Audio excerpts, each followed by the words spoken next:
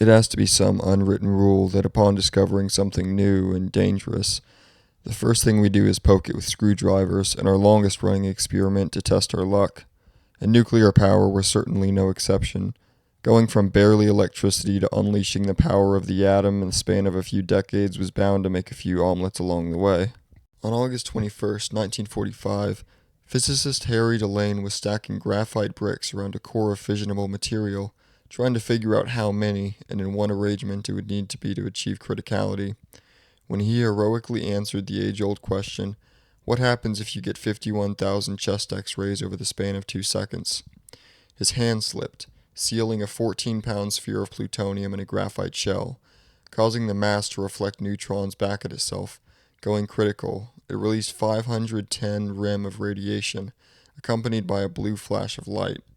He would be fighting and losing to acute radiation poisoning for the next month until September 15th, when he succumbed to his illness and died. See, this radioactive ball, originally named Rufus, and after this incident, the Demon Core, was supposed to be the third bomb dropped on Japan. But eager as we were to show everyone our new air fryer, they had surrendered by this point, so scientists at Los Alamos decided its best use would be in research. The next criticality accident would be in the following year of May 1946, when Canadian physicist Louis Slotin, along with 2 other researchers and a security guard, were studying nuclear materials on the edge of a chain reaction.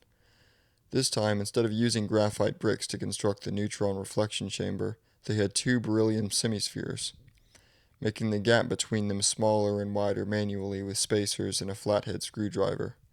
On this occasion, however, Louis must have spilled some Tim Hortons on his hand, causing the screwdriver to slip out and the 2 halves to fall together in a clink, releasing another bright blue flash and intense wave of heat. Luckily, nobody was harmed. Nah, I'm just kidding. He died 9 days later, and you can probably guess why. Fortunately, the other 3 were far enough away to survive their exposure, though 2 of them did die from cancer 20 years later. Officially, their cause of their illness was unrelated to the incident, but I find it hard to imagine that it helped. Where's the core today, you may ask? Well, it was scientifically classified as having bad juju and subsequently melted down, along with J. Edgar Hoover's femboy photo album and the instruction manual on how to interpret the Second Amendment. But don't feel too bad for it. Today it lives a new life, having been used to cast countless new nuclear cores, sitting patiently, waiting for the day it will show the whole world how bright it can truly shine.